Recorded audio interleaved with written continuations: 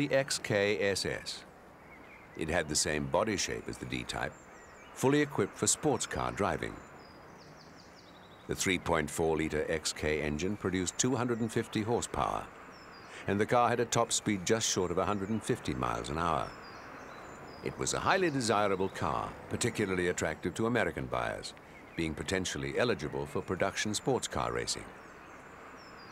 By February 17, 1957, 16 XKSSs had left the Browns Lane factory.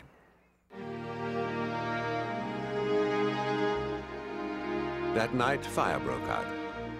It was controlled quickly, but many Jaguar production cars and the remaining batch of XKSSs were destroyed. So was much of the D-Type tooling to produce more. The XKSS idea was dead.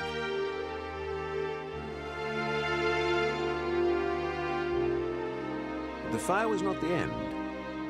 Instead, it pulled Jaguar workers and management together in a major effort to save the company. The British World War II Dunkirk spirit came to the rescue.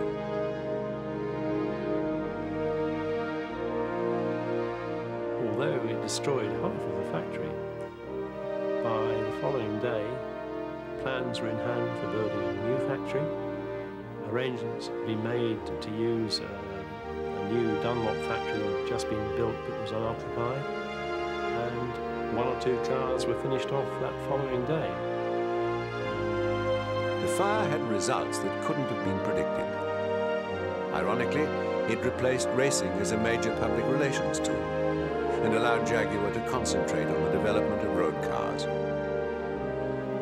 Seeing Jaguar's reaction to the fire and the way they coped with it, really got stuck in and got back to normal in such a short time, made a huge impression on the public, and in practical terms meant that Jaguar didn't have to go back racing to gain publicity.